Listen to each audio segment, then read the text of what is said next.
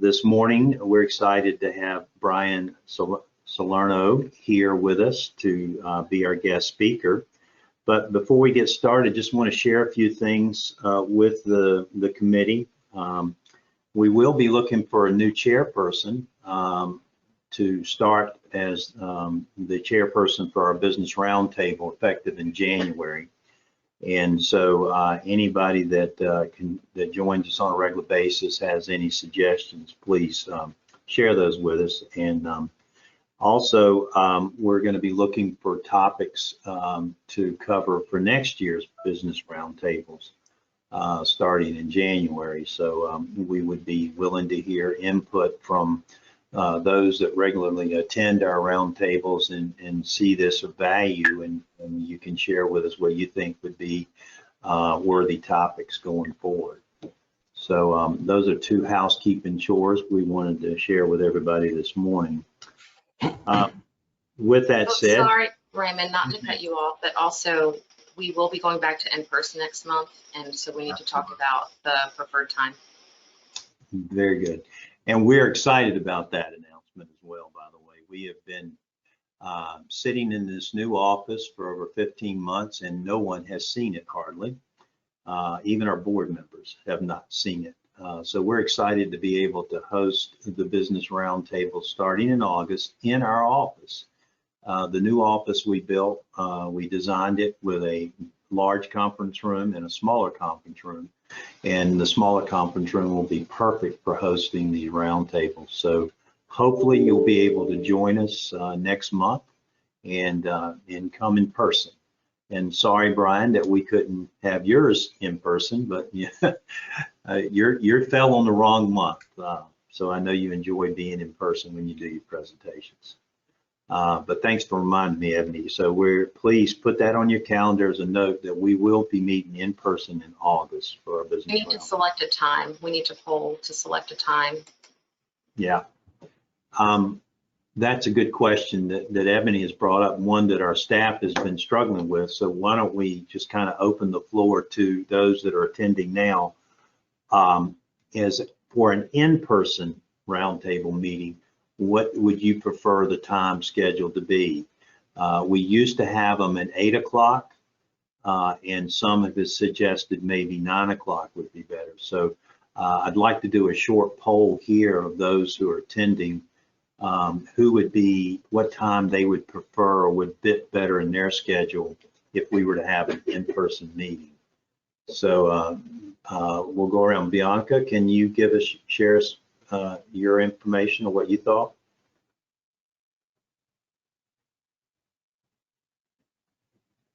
I'm not sure if I'll be able to attend the next meeting, unfortunately.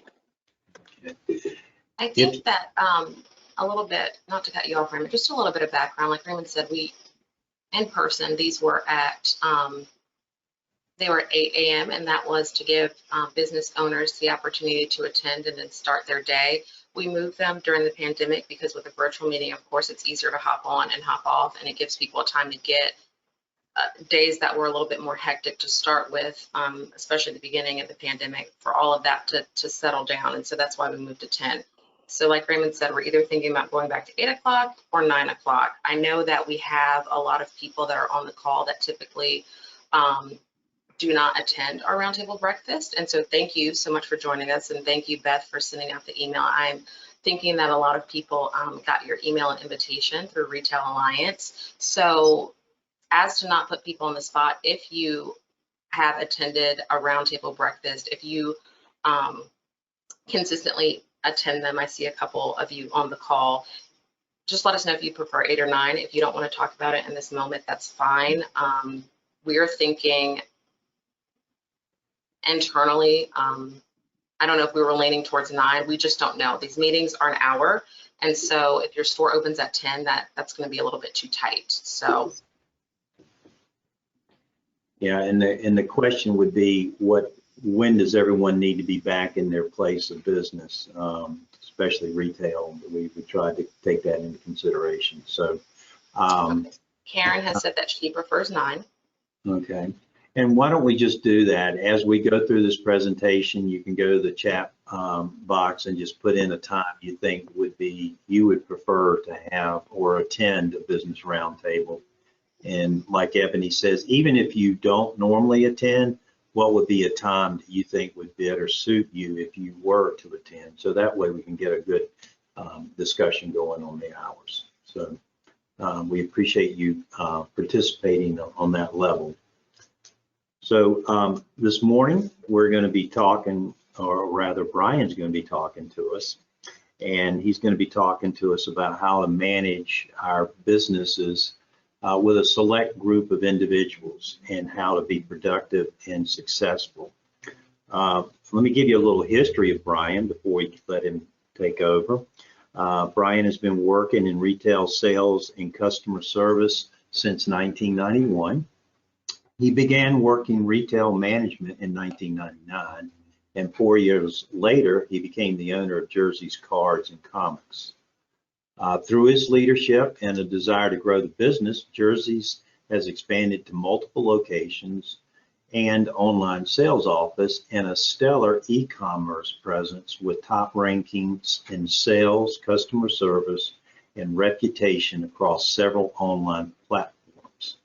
Since 2019, Bryan has been mentoring other business owners and entrepreneurs with a focus on sales negotiations, customer service, management, and leadership. With a firm belief that education and betterment is a long life endeavor and strong desire to help others find success, Bryan is happy to share everything he has learned from his almost 30 years as a retailer. Bryan is a military brat who has lived in Hampton Roads Peninsula since 1989, and he's most proud to be a husband of 21 years and a father of 3 daughters and his son. So with that, I would like to welcome Bryan Selerno to our Business Roundtable. And Bryan, we're going to turn it over to you. Well, thank you for that introduction. And yeah, I'm certainly a proud father. Today is actually the birthday of my youngest. She turns 5 today. So congratulations. Yeah, so I'm a happy dad. All right. Thank you for that wonderful introduction. Let's go ahead and get started. Let me move some things out of the way over here. All right. So I've got a lot. So let's go ahead and just jump right in because we all have days to get to. All right. So let's look at some of the challenges that we're facing. Minimum wage is on the rise. By the beginning of next year, it will be $11. If certain legislation goes through, and it looks likely it's going to be up to 15, and then maybe even more as time goes on. Unemployment is competing with your business. In addition to the amount they get from the state, people are getting $300 weekly from the federal supplement. And so what this means is that some people are making more by not working than they were at the jobs they previously held. And one of the places that are particularly affected by this is the restaurant industry. According to the Virginia Restaurant, Lodging, and Travel Association, 84% of restaurants report having lower staffing levels this year. And another thing that's affecting us is COVID, and it's starting to affect us in a different way, whereas we still do have some people who are hesitant, especially with the Delta variant, of getting back. Really, that's not as big of a thing, as people are really starting to go out more often. But because of the number of people who have passed, the number of people who have long-term or lingering effects, the pool of people for you to draw on is certainly gotten smaller. Some people never return to work. So the question is, what can you do? What can you do about this? Well, I'm here to help, but first, I got that really great introduction, right? So, but why should you listen to me? I mean, some of you might know me or my business, but maybe you don't. And a nice introduction and a picture, that doesn't really tell you anything. So how do you know my advice is going to be any good? Well, I've been in for a pretty long time. I've been running my company for since I think 2003. I've been with it since way before that, since I was a teenager. And we have had some hard times. I know that some of you have made it through COVID, and that was pretty tough, but we also endured the financial collapse, the Great Recession of 2008, 2009, where we had the housing collapse. And that was really difficult for us. And that's where I started to formulate what we're having, or the presentation today, because we were running 3 locations with only 7 people. So we had a very, very small staff, and yet we were still able to run 3 stores through some pretty tough times. But here's the best part, is with all of this advice, is you get to decide what to do with it. You get to take it, use it, pick pieces of it that work, but I would encourage you to try it. And I'm gonna back everything that I say here. So please feel free to ask questions after it's over. And even beyond that, I'll have my information at the end. You can feel free to contact me, and I'm willing to help you, email, phone call, days long after this presentation is over. All right, so there's a lot to get into. Let's dive in.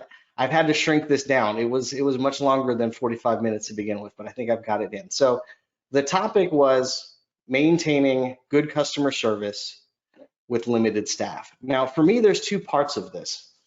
There's the customer service part, which I'm leaving at the end, section 5. So the rest of it is really about what to do with the staff you have. And I'm gonna focus as much as possible on streamlining and maintaining and making as efficient as possible the people you have working for your company and your company in general. So section 1 is the initial employee assessment. Hold on one second, I gotta move something off my screen here. There we go. And so that's gonna be taking a look at what you currently have and just analyzing the pieces you have and making sure that everything is assessed properly so that you can put it into your company as you need it. Maximizing your schedule, that's pretty self-explanatory. You'll see when we get into that. Objective execution, this is making sure that your business is doing everything necessary to carry out your mission statement and your goals. Section 4, retention and turnover, when to hire, when to fire, how to prep for the future. So we're gonna talk about planning, and we're gonna definitely talk about putting some stuff into systems and into projects so you can get what you need done, again, with as few resources as possible. All right, employee assessment. Part of the team, these are going to be the traits that are, I think, most key in determining who's going to stick with you. Number 2, skills and traits. Again, part 1 is part of that. And then 3, cost and compensation, and we'll get into each of those. But this is about assessing your pieces to make sure they fit into the needs of your company and your schedule. Now, I want to make something important. I might refer to people, or in this case, I refer to as pieces, but we are talking about human beings. We're talking about people. And towards the end, I'll make that a little bit clear. But as we're streamlining everything, we want to make sure that we just look at it as objectively as possible on how these things all fit together. All right. Part of the team. I feel like these 3 traits are going to define who is going to stay with you a little more than the rest of them. So when you're first taking a look and assessing the people that you have working for you, passion. It starts with you.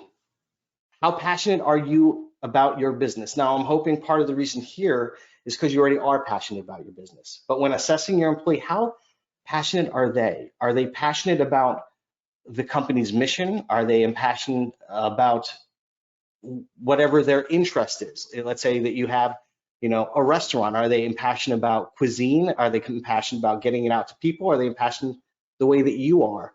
Or are they just motivated by a paycheck? Loyalty. Now, this is going to relate to passion, but why are they choosing to work there? If they are loyal to the cause, and again, using my terrible restaurant example here, let's say that you sell Italian cuisine and you're just passionate about getting it out to as many people as possible and exploring and trying new things. If they feel the same, but they don't feel like you're doing a good job, are they going to stay around to help you make it better? Or are they going to try to find another company that they think does it better? Are they going to start something on their own? So you want to see where their loyalties, lie, and just evaluate it as best as you can. I realize that it's subjective, but this is just making a starting place for your team. And then commitment. Who's going to stick around and do the work? Again, these are related, but I'm going to give you a couple examples of some people, and you may have them in your company. Some people are passionate, they're loyal, but they just don't show up. If left to their own devices, they're never going to start their own company. They're never really going to follow their own dream. So they'll talk a lot and have a lot of good intentions. And then you have some other people who, yes, they might be mostly there for the paycheck, but they're always going to be there. They show up on time, they're ready to go, and they may not work as hard as someone who's passionate, but they work well enough. And you know some of those people in your company. And this is just part of, again, trying to figure out what you have. The next part, skills and traits. Now, I'm just going to give you small samplings of each of these, but what you want to do is you want to start off and make a list of all the skills your company requires for each of the positions. If you need help with this, then ask your managers to help define that. And once you have a comprehensive skills list of everything needed to be able to run your company, then you want to start in assessing your employees' skills. So for example, and this is clearly not all of the skills, here's a few of them here, but this doesn't include, for example, if they're computer savvy, social media savvy. Maybe in your industry, they need to be able to drive a forklift or lift heavy things. Maybe they need to be able to work with Excel. I mean, there's a whole lot of skills. This is just a smattering of them. And I put some here that I felt really did relate a little bit more towards retail. Traits, favorable traits, not just all the traits, negative ones, but the ones that are most helpful to what you and your business is trying to do. Go through each one of your employees. Again, if you have a larger company, go with your managers and have them evaluate what they believe the favorable traits of your people are. All right, next we have cost and compensation and value in production. Cost and compensation, this is what you're providing to the employee. Okay, so there's some obvious ones there on the screen for you, but there are more than just this list. For example, if you pay for their lunch once in a while, if you cover mileage, if you give them gifts or bonus or gift cards that are over, I think it's 25 bucks or more, the things that you do, this is what you're giving to your employee. And value in production is what you're getting in return. And just a word of caution here, you want to make sure that, this is a trade-off. This is what you're trading to your employee. A lot of people have looked at their employees as if I'm paying you to do this, so you owe me. But I think that as time goes on with that kind of mindset, what would eventually happen is if they found someone who treated them better or wages were better. There are passionate people who will work for you for less money, but be careful, because if you're paying someone who is not as passionate more and that gets discovered, or even worse, you yourself are driving a really nice vehicle, you're taking 2 weeks vacation, but your employees are struggling paycheck to paycheck, that's gonna wear on people's loyalty. They're gonna wanna go somewhere else if they feel that it's not equal and it's not fair. Just think about how much you get paid compared to the lowest paid person in your company, and that'll show you a little bit of the disparity, and it's something you should take a look at making it balanced. But again, we are talking about a limited amount of staff, so you want to make sure that if everyone is a little bit lean during lean times, that you are too as well. All right, so after we put it all together, it's going to look something like this. All right, so I put employee character sheet that for some of you might give away that I was a bit of a nerd. I was an athlete too, but I was a nerd. I was both, and this comes from my role-playing days. Anyway, so you want to put together something that you could look at a glance, and you can just get a little bit about each person in your company just by taking a look at a sheet. So you don't have to remember every single person. By taking a look at the relevant skills that they have in your company, when you're starting to decide to put together a schedule or a project, you could see who has the skills necessary. Or if someone has really strong traits and you want them involved, getting them the training needed so they can have some of the skills that they're lacking to then be able to be part of it. I do want to put out a word of warning here though. Initial trait attributes are subject to bias and should eventually be replaced by behavior-based performance reviews. So if you're already doing performance reviews, you want to go to something that's quantifiable.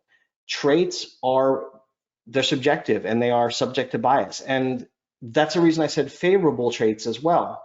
You don't want to write down negative traits of someone. And the reason is because you may start to believe that's who they are all of the time, that they can't change.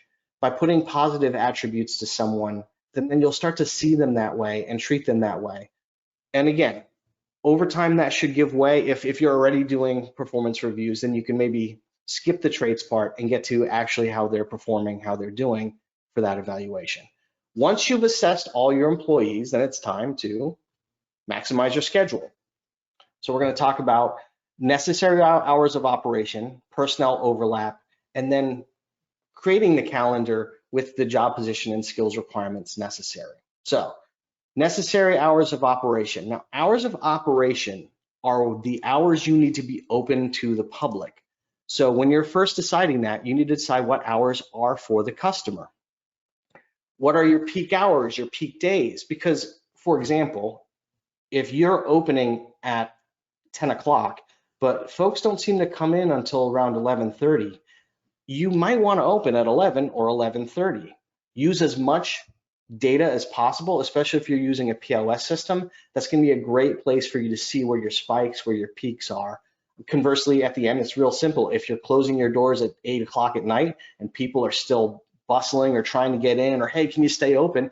Maybe you want to stay later. So take a look at where those peaks are at, and that will establish when you have your hours of operation for your company. But beyond that, the necessary hours for the business. Now, what can be accomplished with customers around? I would say a lot can, but there are some things that can't. A lot of times cleaning, whether it be vacuuming or cleaning a stock room, cleaning a back room, cleaning a bathroom, those are hard to do when you have people around, especially if you only have one person working at a time. So you want to try to maybe schedule those around when the customers will not be inside of your location. And that ties into opening and closing. There is a difference between when your doors open and close versus when work starts and work ends. For example, for my company, we like to do the cleaning at the end of the night, and we like to do the prepping at the beginning of the day. So it's similar to probably like the restaurant industry in that particular way. And so closing for us takes about 30 minutes and opening takes about an hour, all of the stuff that is to be prepared for that time. So for example, if we're running from 11 to 7 are our hours, we'll actually have people start in at 10 and we'll close and be done, and everyone will be done working by 7:30. The next part is personnel overlap. Now, this is just going to be a handful of examples. You'll probably be able to think of others, but when do you need to schedule more than one person working? The first and most obvious is customer traffic. Going back to that data we were talking about earlier, if you have times where there is a lot of traffic, if you just have one person working, this is where good customer service could really start to see some trouble. Because if you have people walking out, if people are waiting a long time and they're getting frustrated and they're taking out on your employee, then that's a reason you'll certainly want to have more people. Beyond that, multi-person operations, whether it be taking in a big shipment or any other tasks, if there's something that has to be built that requires more than one person, anything requiring more than one person to do clearly needs that. But I have seen some businesses try to go a little bit lean and have one person handle a task that is way beyond just one person to do, to save money. And in the end, it costs them more money because of the loss of productivity and the loss of sales. Security. Now, I would encourage all of you, if you don't already have one, to invest in a security system.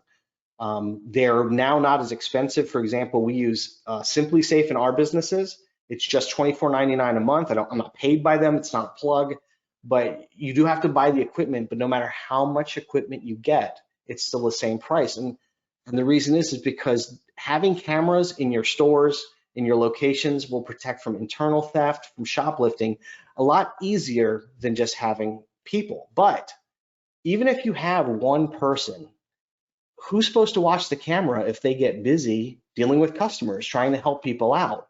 So security, you may want to consider an extra person, especially if your facility is large, because it still will be pretty tough depending on what your losses are. If you have some shrink, those are things to consider, but I encourage all of you to invest in some sort of security system if possible. And then training. People cannot train themselves. So, I mean, maybe they can be on, they can have a web lesson or some kind of online lesson, but even then, when a customer comes in, they're going to be interrupted. And another thought about training, when you have someone training an employee on workspace or customer floor, just realize that if that person who's training is the one who has to deal with the customers, if they're tied up with customers the whole time, then who's getting trained? If it's not about customer service and sales, if that person is tied up, then the trainee just sits and wait and you're paying hours for no purpose. So that's something to consider in terms of personal overlap. And there's more than that.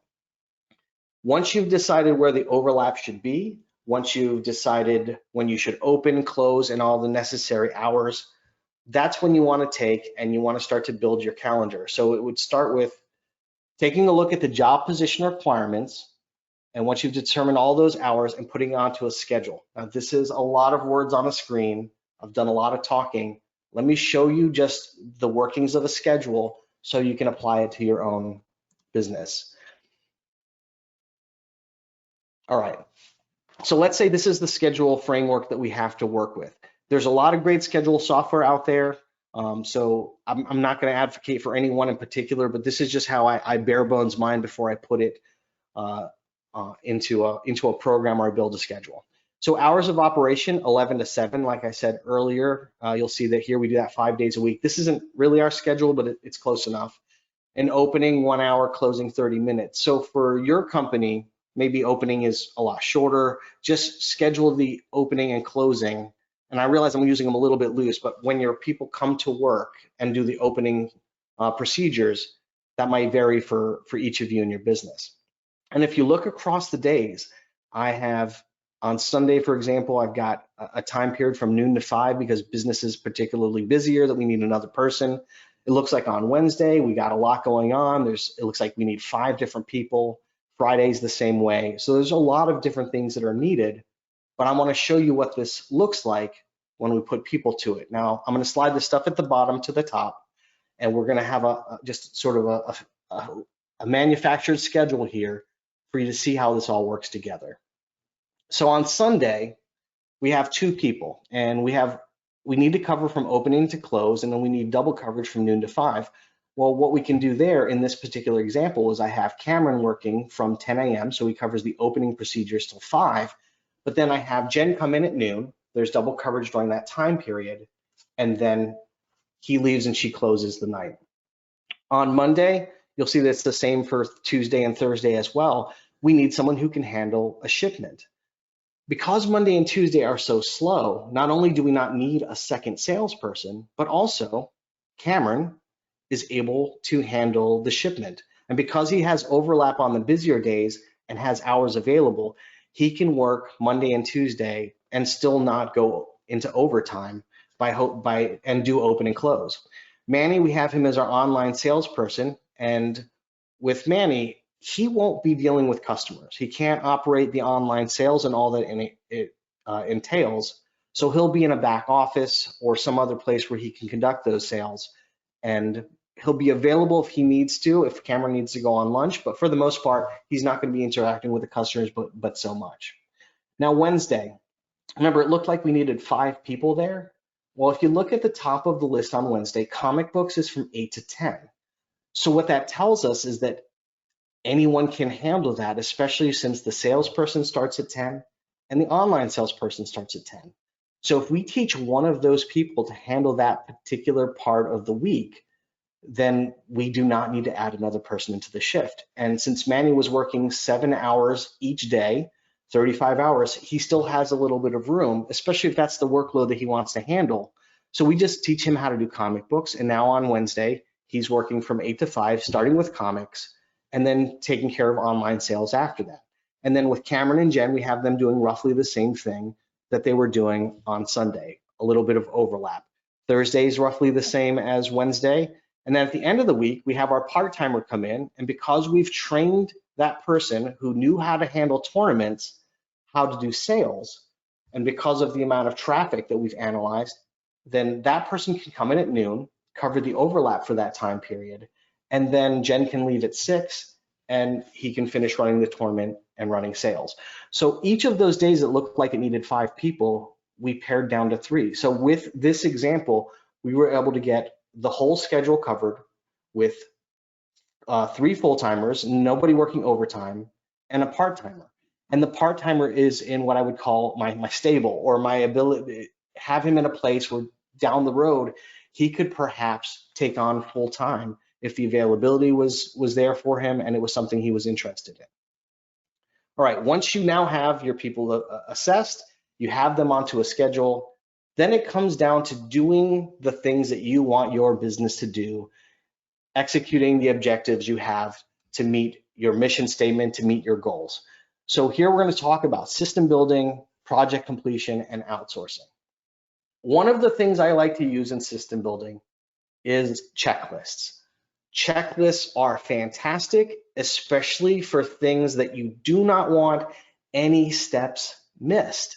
If someone has to make sure you hit every single part of it, this is I think the best way to go. And it's great for non-creative things, cleaning and maintenance, organization, and especially those things that are repetitive. You can have a checklist for each of those given time frames. Let me show you what ours looks like. So this is a sample of one of the checklists we might use in one of our stores. So there you can see there's the opening checklist, the closing, and I'm going to go to the next page to show you we have one for the weekly and we have one for the monthly, seasonal. But going back to that first checklist, this is set up so that nobody misses any steps in prepping the store and opening. And it's roughly set in chronological order. So if you follow it through, down towards the middle here, you'll see turn on, flip over, all open signs. And when that tells you is that if you roughly follow this in chronological order, by or before opening, in our case 11 a.m., you should be able to finish all of these items before you get to this part. And because these are after you flip the open signs, it tells you that you can do email and check Facebook after customers come in. If that's too busy for traffic-wise, you can rearrange this. Here's how I would encourage you to have your employees use a checklist. When a checklist is first created, have them just go line by line, literally carrying maybe a clipboard and checking off each one as they go.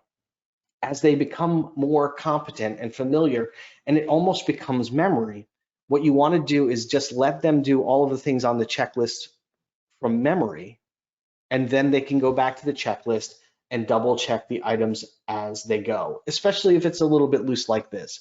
If there are things that have to be more specific, for example, to me, it doesn't matter if they turn on the radio first and count the register. But if you have something that is a little bit more specific, then yeah, they'll have to keep using the checklist. But when you have people who are experienced, have been doing it a long time, just use it as a double check, and maybe even consider having the next person who comes on shift, maybe just double check behind them to see that the list is done. And this will ensure that you're missing nothing, and all of your cleaning, all of your procedures stay tight. And here's the other reason that's really good for a checklist, is that you want people to have as much power and creative energy on the projects you give them and other items. So if they're busy thinking, did I clean this? Did I do that? That's just wasted mental power that they could be using towards something more important for your company. So beyond the checklist here, we have systemizing routines. Now, this is where you want to take a look at the things that you're doing in your company that happen maybe on a regular basis, and maybe you've never really broken them down and outlined them before. And this is my list of 9 things you can do to start to get those down on paper and have them to be as streamlined and move as efficiently and as quickly as possible. So let me just go through the list, and let's pretend we have a restaurant and we have 3 meals to prepare, breakfast, lunch, and dinner, and we'll talk about that as it fits through these routines. Now, what is the desired outcome? I mean, that's basic. I think it's the second habit of the 7 habits. You want to look at what you want to accomplish first, and then the desired outcome for this ridiculous example I have is that you want to have meals built, people fed, and everything cleaned up and closed down within a set period of time, 3 times a day. So there's 3 processes for each. So first start off with team input. Who needs to be involved with this process? Who's going to be part of it? Maybe if you get some people who are on the floor, who are dealing with the food or dealing with the customers, they'll see some things that maybe you don't because you're working in a different position or you've not been in touch with that part. So get some feedback. It will also help them not only just feel included, but actually be included in what they're going to have to work on. Determine the processes. And during parts 3 and 4, this is really where checklists can come in for certain things, especially if the meal has to be prepped in a certain way or the tables have to be set, cleaned, or broken down in a specific way. And I don't know if some of you ever had to do any programming stuff where they told you specifically had to go in detail, like making a peanut butter and jelly sandwich, like step 1, open the lid, step 2, get a knife. And if you didn't do that right, the computer would spit out something that wasn't a peanut butter and jelly sandwich. Well, you're not working with computers. So you can make these processes a little bit more, a little less specific, as long as everybody knows what's happening in each part. If you told someone to put peanut butter on bread, no one's gonna get lost in that. I realize I'm oversimplifying this. Some of you, the process might be in creating a blog or creating a social media post. So there are different things that each company will do, but determining the process and listing them, that's still the same. So then determine the personnel. Who's cooking the food? Who's waiting on customers? Who's cleaning up? How many of those can be the same people? How many can you reduce it down? And then determine the tools you need. Clearly in this case, the food, plates, dishes, cookware, there is a lot here, but once you've got it all down and you can see it, you'll be able to make it so that it runs efficiently. Then you implement and test it. You put it into place and you just keep seeing what comes back out and tweaking it and get it to, I would say, don't aim for perfection, but settle for good enough. When you feel it's good enough to put out there, then go ahead and start training people. During the training process and the first stages of doing this, you're gonna see some things that are come out that you're gonna need to fix. Go into the process and just fix each of those steps. And as time goes on, number 9, refine and sustain. So once you've got it working, you feel like it's been going well, sometimes things creep in along the way that weren't intended because it's just not being checked on. So I would say just to keep it running strong, just every once in a while, maybe once a quarter, once a month, have somebody go in and just double check everything. Just go through and make sure everything's running the way it should so it sustains and gets refined further if it needs to. And strong note here, write everything down or type everything down or whatever you need to do. But if you record as much of this as possible, you won't have to scratch your head and figure it out later, long after the process has been implemented. And if people get lost, they have something that they can refer to. Project completion. Projects are defined as outcomes that will require more than one action step to complete and that you can mark off as finished in the next 12 months. David Allen, Getting Things Done. The part I want to really take out of that is that projects shouldn't be perpetual and forever. A project is something that once implemented and it's run its course is essentially finished. And so it's not like a system that needs to stay in place. However, you can use this list to still help build your projects. You would just roughly end at number 7 as you implemented the project and got it running. So in determining what projects you need to do, again, look at what your company is trying to do, your mission statement, but then you need to figure out how much time you have to put towards that project. Now, beyond yourself, what you want to see is how much quote unquote free time your employees have. If your employee has finished all the essential tasks and they have done opening and they work with customers, there's going to be slow times of the day where your employees aren't doing anything. And if you've heard the phrase, time to lean, time to clean, I'm just going to tell you, I'm not a huge fan of that phrase. I think it's terrible. And the reason is because what you're saying to the people who work for you is, listen, when I have no real work for you, you need to look busy so I'm satisfied knowing that you're working hard. But the truth is they're not working towards anything. They're just doing a show for you. And if that's what you want, fine. But I think really what you would want is something that pushes your company further, follows your passion. So define projects, and then when people have free time, let's say, using the people we had earlier, that we find that Cameron has about 6 hours in his day where he's not really helping customers, but so much. And Jen has about, we'll say 7 hours in her day, 5 hours, it doesn't matter. The point is that you'll have, let's say in this case, 11 hours towards the project. When you establish how long you think the project will take to complete, then you can use the free time towards it to give you a rough estimate of when it would be done. And if it pushes past 12 months, then you may want to make some considerations of changes, maybe hiring people, and we'll talk about that there in the next part here. All right, tasks to outsource. So there are some things that maybe you can hire for, but really might be better outsourced. We talked about security earlier. If you're not a social media guru, if you're not a website head, then like you might want to hire somebody to handle it, or even better, hire a company that specializes in this. For example, bookkeeping and payroll. You can have that done for you from anywhere the size of your company from $200 to $500, but let's say $500. Let's pretend you're paying yourself $10 an hour, and I hope you're not paying yourself just $10 an hour, but let's pretend that's what's happening because times are tight and that's what you can afford for yourself. If you take $500 and divide it by 4 weeks, that's 12.5 hours a week, roughly about just under 2 hours a day.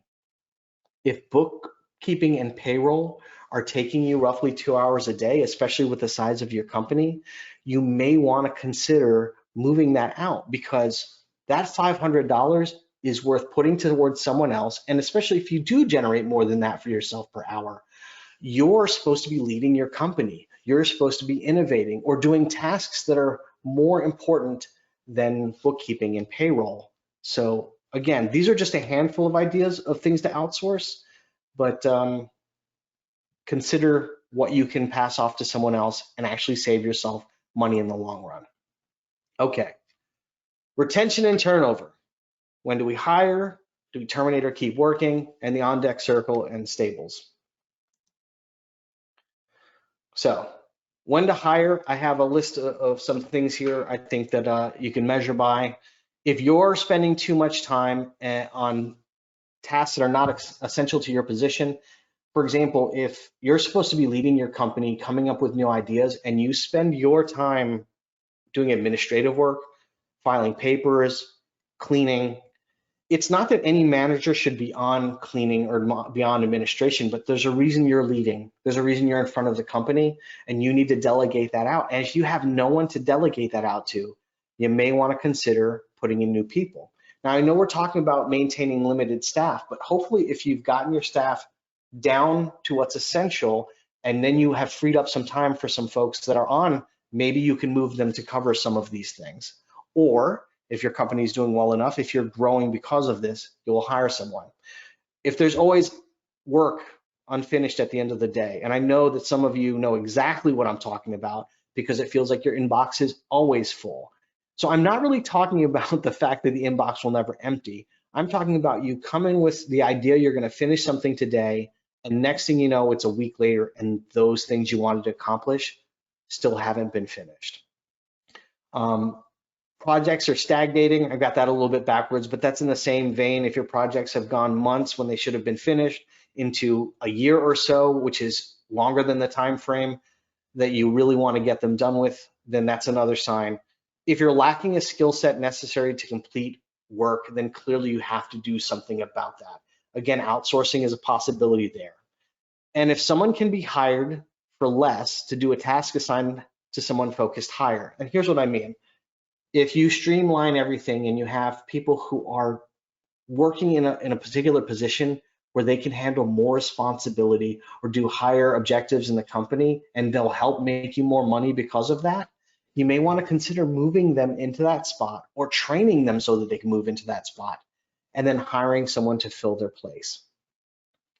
And number 6, you can afford it and it's worth the investment. I mean, clearly, I'm not doing a thing on what to pay people. That's something that we could either talk about later, or you could do some research and find on your own, because there's a lot of resources online for that. But we are talking about the fact that you only have so many people to work with. So maybe it might be hard to hire, and that's when you want to go back to your calendar and streamline it. But I will tell you this, if you're at the bare bones of your schedule and the things you want to accomplish still aren't being finished, there is a little bit of, where rubber hits the road, and you're going to have to do something. Otherwise, it could really hurt your company. So, do you let someone go, or do you keep trying? As you pare this down, as you have a place where your company, you realize what you really need to lean on, what you need to run on is lean, and you've really made it very thin, you may unfortunately have a place where you now have an employee who you just don't have any real work for. And this is tough to say, but you're gonna have to let them go. And look, letting someone go shouldn't be easy. It usually isn't, unless you catch them doing something they're not supposed to do. But I have had to let go of people that I cared about. I've had to let go of people I love. At the beginning of the pandemic, there were some people I had to say, hey, I don't know what's going to happen. We've had our worst month of business ever. And we had to do it again during the recession, 2008, 2009. But what you can do is, when you let someone go, do it with kindness, do it with love, do it with compassion. Maybe help them find a place somewhere else. Maybe help them get onto unemployment so they're not suffering. Let them know that, hey, if things turn around, you're first person back. And only say it if you mean it. But you want to make sure that you're not just paying someone because, hey, I like having you and it's really hard to not have you here, because that money going out could cost eventually their job, because it costs your business to go away. Number 2, mostly rehabilitation doesn't work. And what I mean is if you have someone who is perpetually causing problems, perpetually making mistakes, perpetually doing things that are detrimental to your company, and you've tried different ways of supporting them and it doesn't change, then I would encourage you to move on. It's, again, with love, but in my own business, I had someone who was an amazing customer service person. People loved him, but he couldn't sell anything. He would have long conversations with the customers, and he was one of my favorite people in my company, but he wasn't making any money. And after effort after effort, when people are trying to tell you who they are, you sometimes have to listen. And I had to sit down and let him go. And it was not easy. I did help him get work elsewhere, but just know that you're going to have to make some tough choices, because your company needs to survive. Make sure that you're doing everything on your end. Number 3, are they properly trained? You want to make sure when someone is gone that you've given them the support, the tools, so you cannot have as little responsibility as possible for neglecting your people and they're gone because you didn't provide what you were supposed to. If someone would have the certain tools that would make things easier and you're making their job longer or more of a struggle because you won't invest in the equipment, then that's something on you that you have to make sure you change. And doubts during this process are normal, but the doubt cannot be about whether or not you're hurting someone's feelings. If you're saving someone's feelings, they're going to be even more hurt in the long run when you've strung them along, like in a relationship, and then you have to let them go because it's gotten so bad that it has now cost your company something, or worse, has cost you your company. And some of you are going to know exactly what I'm talking about. Number 5, sometimes a termination takes place long after the relationship is over. If you can think of somebody in your company who you're like, yeah, I should have got rid of that person already, this is who I'm talking about. And sometimes we will hang on to someone for whatever of those above reasons we have, but really and truly, it's best to move on and do it quickly. All right, so from there, once you've streamlined, you've assessed your people, you've streamlined, you've put them on a calendar, you decide who needs to be working in what position, then it's time to look at your future and take a look at who's on your on-deck circle, who's your employee stables. And I'm sorry for equating employees to horses. That actually comes for the entertainment world. But what you want to do is look at people who in your company is ready to do more, who's ready to take a higher position, who's like pretty good at their job, but they probably would be better at something they were more passionate about within your company. And as for the future, the employee, which part-timers do you have that would work full-time if you had the availability? Or the applicants, the resumes that you have for future possible employees, have you interviewed them? Have you seen who would be next if something were to happen? You want to plan and create as much as possible a backup plan for your company and a backup plan for your backup plan in case something terrible happens, somebody important has to leave. My company, if you see me physically working shifts in a store and it's over the course of several days, you know I've gotten down to one of my backup plans. But a lot of things fall in place before I hit the sales floor because that mostly shouldn't be what I'm doing at this point. And for a lot of you, maybe you are working on the sales floor and maybe your backup plan is to cover way more shifts and work a lot of overtime. So see if you can find a way to help fix that or compensate for that or prep for the future that's coming. Okay, now we've talked a lot about streamlining, maximizing, getting everything right. So now let's talk about the truth of customer service and why I, for the most of this meeting, haven't focused on good customer service. Okay. The truth about good customer service. I mean, how many of you have gone to, we'll say, Chick-fil-A is one of my favorite examples. You've gone to Chick-fil-A, and I remember the first time I went there and I put my order in and the person said, my pleasure, please drive around. And I was like, your pleasure? Making food for me? Like, thanks, this place is fantastic. And I was like, what great customer service. But here's the deal. Average service is the new bar for good service, so surpass it. That moment I had at Chick-fil-A, and if you've been there and you, man, their service is awesome, it's great. The truth is that their service is just good service. Their service is mistaken for great service because we're so used to not being treated well. You know, it used to be, in my imagination, that people would smile and they would greet you and they would say hello and they would say goodbye and they would say thank you because that's what was required of the job.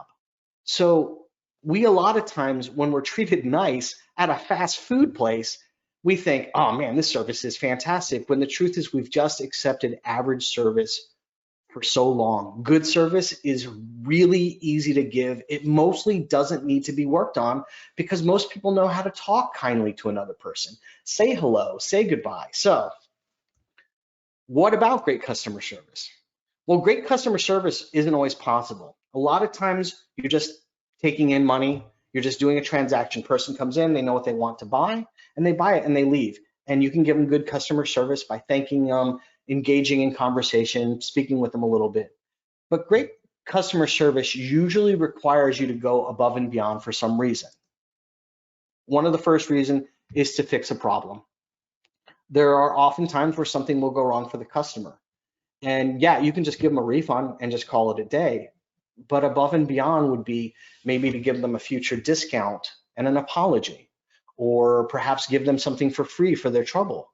Or if you delivered something wrong, either refer them even to another business that can get it to them today to show that you're willing to take care of them and you're not just interested in their money alone. Another place great customer service is going above and beyond when it isn't required. I've gone into a store before and I say, hey, do you have this? And they're like, no, I don't. And I go, okay, well, I guess I will be shopping elsewhere online. Thank you. Because what you want to do instead in that example is maybe go, hey, look, let me check with my other stores and see what they have. Or it turns out I can order this for you. So can we, get this in a couple of days? Or again, refer them out of the business. I know that sounds scary, but they're going to remember that you are looking out for them. And likely other businesses are too afraid, too selfish, too whatever to go out of their way to take care of it. So how do you generate great customer service? Part one, and this is a big buzzword today, empathy. As much as possible, you want to spend time listening to what they have to say, learn who they are, and find out what they truly want. We spend a lot of time trying to sell what we have, but we don't know what people really need. So learning to empathize is really, really important. And this isn't sympathy, okay? People are gonna have different political backgrounds, different religious backgrounds, different belief systems. It's not about agreeing with that, but it's just understanding that where they come from and allowing their feelings to be their feelings. Number two, honesty. Don't lie to your customers. There are some things that are private. They don't need to know certain parts of your business. That's different. That's privacy. But in terms of secrets, you don't want to keep them from your customer, because if you do and they find out, social media will wreck your business. So please be careful. Just be honest. If you've made a mistake, say so. If something you should have ordered didn't come in, then just level with the customer. They will usually like getting the truth better than they will getting BS'd. This next one looks familiar. Empathy.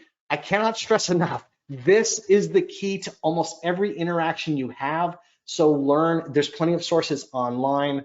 One of the best books I would recommend is Never Split the Difference by Chris Voss. It talks about tactical empathy. There are things to learn, but learn to empathize with your customers and you'll see your sales go up, I promise you. And then last, proper apology. Apology comes with some kind of meaning, some kind of token, not just the words, but also maybe giving them something, maybe something free, maybe a gift, maybe a discount. So make sure that you're learn how to properly apologize. But here is the real secret to generating great customer service is use these with the people who work for you. Empathy, honesty, proper apologies when you do something wrong.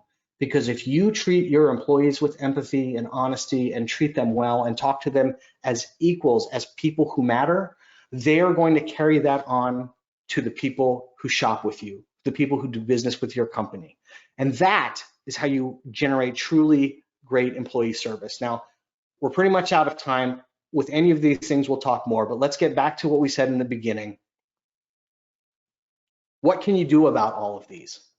And I'll tell you, it's the same as you can do about any crisis that comes along. Nothing. You can't change minimum wage law. You can't change unemployment. You can't change COVID. What you can do is prep your own company and put yourself in the best position to be able to meet these challenges as they hit your business. So what you can do are the things that I laid out for you earlier. Assess your employees, maximize your schedule, work on your processes and projects, align your personnel for the future, and give at the least good customer service, because happy employees make for happy customers. And step 6 is because I had a neat block that was empty, so I wanted to emphasize the one that was most important. Number 5, good customer service comes from happy employees. So I want to say thank you for taking the time to do this. First and foremost, thank you to Coliseum Central. I really do appreciate this opportunity.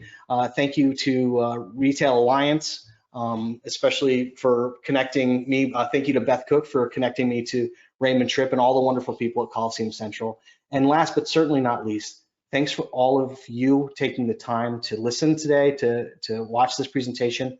I know that you're very busy, and I appreciate the time you took. So if you have any questions about this going forward, there's my contact information. There's my phone number. There's my email address. Just reach out and I will help in any way I can. I know I throw a lot of stuff out there, but it's just the tip of the iceberg, and I'm happy to help with anybody who has any questions beyond that. Aside from that, thank you, and I'll turn you back over to Raymond and the group at Coliseum.